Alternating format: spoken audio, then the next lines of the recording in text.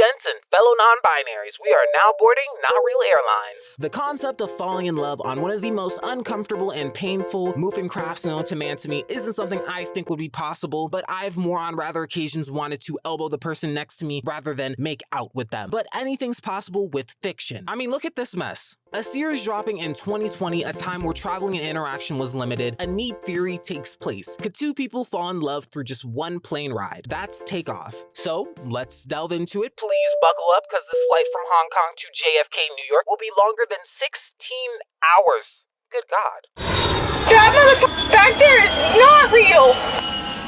Andrew is tired and traumatized by larger old men believing he's finally caught a break when no one's sitting in his row when everyone's boarded the plane. But by the gracious hands of Final Destination, our second main character, Nathan, asks the flight attendant if he could sit in the same row as him just to simply get the window seat. That motherfucker! Andrew is pissed off and can't help but stare at him, and Nathan looks right back. Andrew tries to avoid being awkward by saying, "You really like that window seat. Tee-hee." I don't know what he genuinely expected to come from that, like him to get up. I don't know. Nathan proceeds to say, "If you were trying to make a pass at me, I'm not interested." Tee-hee. Andrew's dumbass thinks, wow, how could I make this less awkward? Instead of rejecting him, let's just lie. I'm not really good at that flirting thing. Tee-hee. Wow, just stupendous. Is it me or does Nathan look like he would be in Death Note? But Nathan isn't turning him down. He's saying he can give him his number when they land, but because they're both kinda awkward, Nathan overthinks it and notices he doesn't seem too well pleased, but instead asks, "Oh, unless you want to be friends and just hook up on the plane, I'm not interested." Mind you, they're being loud as all hell. I'm surprised they didn't even get kicked off the plane. But after the flight is announced to be taking off, Nathan makes it worse by pushing that they shouldn't have an awkward tension going on for so long, which leads to Andrew saying he wasn't interested in the first place. And it just makes everything even worse. Because then he's like, actually, I wasn't interested either. So both of them were just straight up lying. I mean, I don't think they were really lying secretly, but it's okay. Yes, this is an enemies to lover, but the enemies part is like very brief, so keep following. As the flight goes along, Nathan pulls out a stack of papers he's supposed to be grading, telling him not to mind, maybe with a little bit of like petty intention, but not really. One of Nathan's papers falls on Andrew's foot as they're glaring at each other in anger. He doesn't pick it up to help, he just picks it up to be nosy and can't help but notice the university it was for. Nathan is a professor for a university, the same one he's attending. Just when you thought things couldn't get worse. Oh, do a professor love story. But it's like they won't use each other in a sense, or like have this like weird power imbalance as far as I've read. Nathan yells at him to give the paper back, but Andrew realizes the class it was for was the one he took last semester. Andrew freaks out about it, and Nathan asks if he goes there and if he took the class, and then proceeds to ask for his name. Andrew gives his American name, but Nathan doesn't recall reading one by him, but thinks about a particular one we won't learn about till later on. Nathan reveals he's becoming a TA for that class specifically. Andrew does cinema studies, so they should allegedly be in different departments. Andrew asks for his name, since it would only be fair since, you know,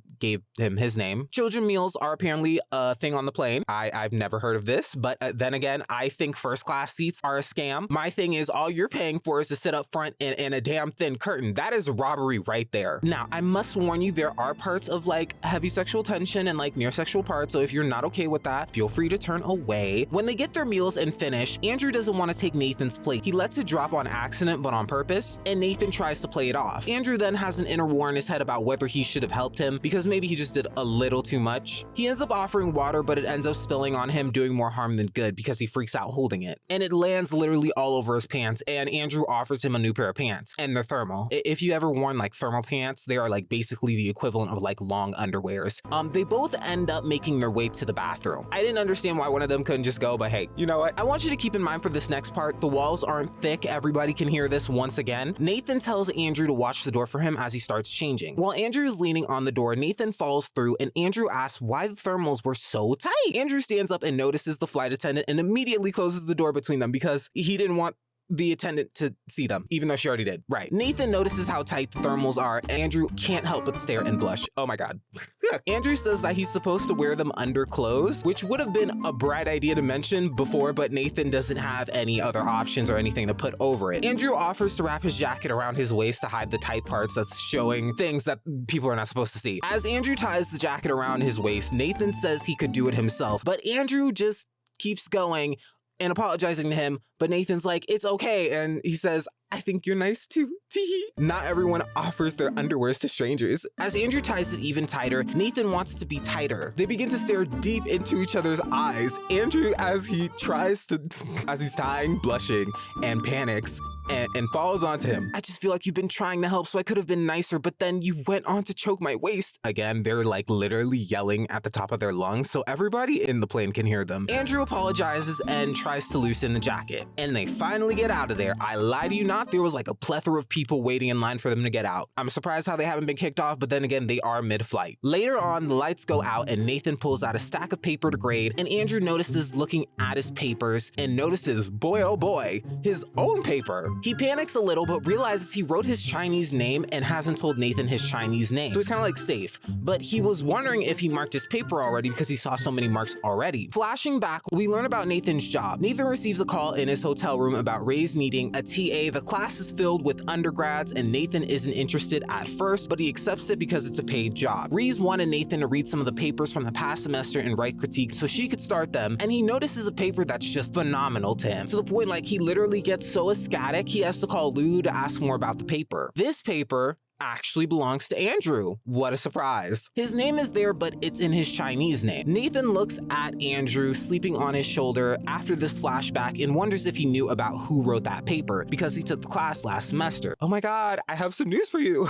I have some news for you, buddy. With 10 hours remaining, Nathan notices his pretty face and has to go to the bathroom and has a complete struggle trying to get there. And he topples over and lands in Andrew's lap. Andrew's having a peaceful dream about his cat Godard and taking care of him, but is woken up with Nathan ending up in his hands. Skipping ahead, Nathan asks if he wants to watch a movie through the monitor. That doesn't exactly work, so they end up watching one through Nathan's laptop. But in their mind, they both treat it as like a date. They don't openly say it, but they think it. Skipping a bit ahead, Nathan notices Andrew dozing off, and he offers him to lie in his lap. Andrew blurts out, if you do that, then I'll do it too, which makes no sense, but what he means is that when he's sleepy, he'll offer his lap. So Andrew lies down on his lap and begins to doze off, feeling like he's sending mixed signals. Later on, Andrew wakes up super close to Nathan's face and gets super embarrassed and wakes him up, but actually decides to continue with what he said earlier and offer his lap. This lady is me, by the way. As Nathan falls asleep on his lap, he notices there's 4 hours left on the ride. I know they probably don't want this to end, and I don't, but the people around them are probably ready to get the hell up off of this. We learn about two pairing side characters sitting behind them who's tired of their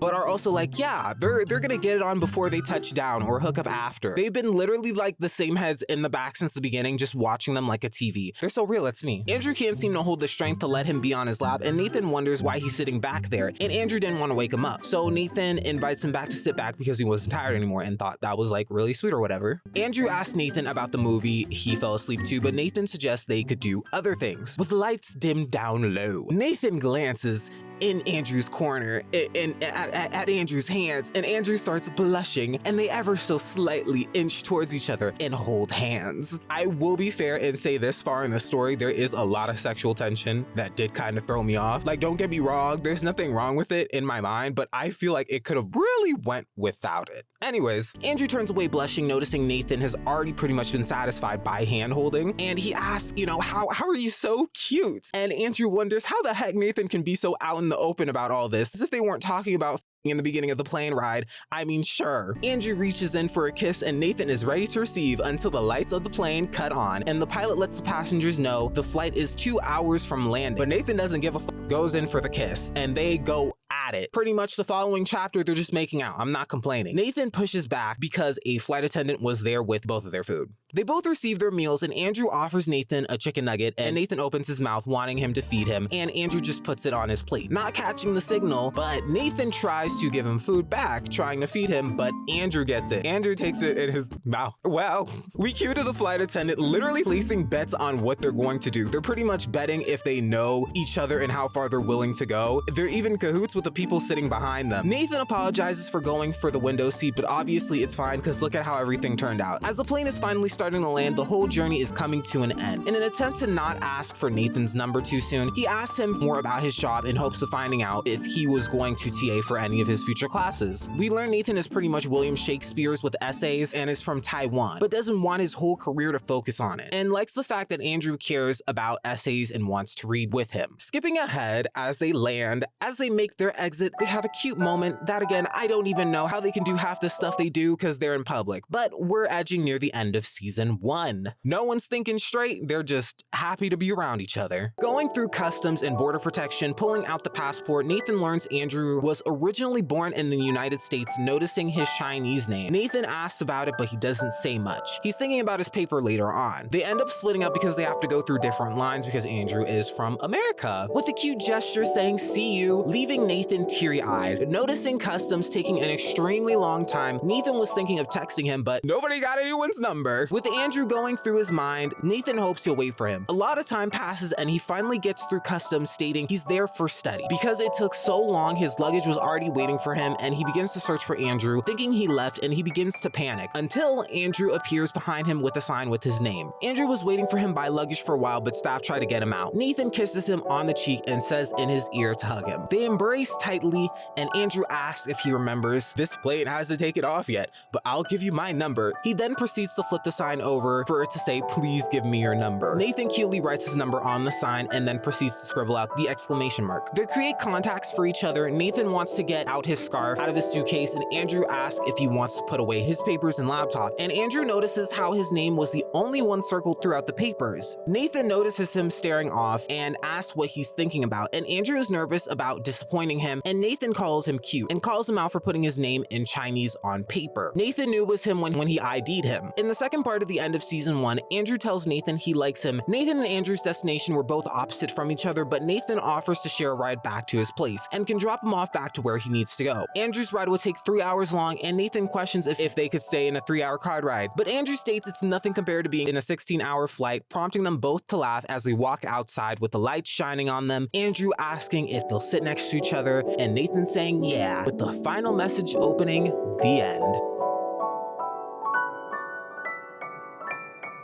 Congratulations, we reached the end of season 1. I have heard a lot about the series and it being a lot of people's favorites. I think the concept for what it was, especially at the time it was started, was literally perfect, like I said before, and it seemed like it was successful at the time. I will be fair and say I did stop reading past season 1 because for me and what the series was, the magic was like, okay, and then it was kind of like over. We're on the plane. Can we fall in love? Can we not? And it happened, so I kind of just put it down. It's season 2. It's called Takeoff. We've already landed, took an Uber and made it home. Touchdown. Whatever happens with them happens. A happy ending in my mind. I mean, if season 2 is honestly good, you can let me know, call me out if you want to, but don't let my opinion stop you from continuing if this sounds interesting to you. I adored the twins in the back. They had enough screen time to make me like them enough because they're literally me in the situation. I love that they were not like these big beef himbos that were like one-dimensional. I noticed a lot of improvement in the background art as well, but what do you guys think? Did you enjoy the ride? If you've ever taken a plane and you think highly of first class, please know that it's a scam. Don't do it.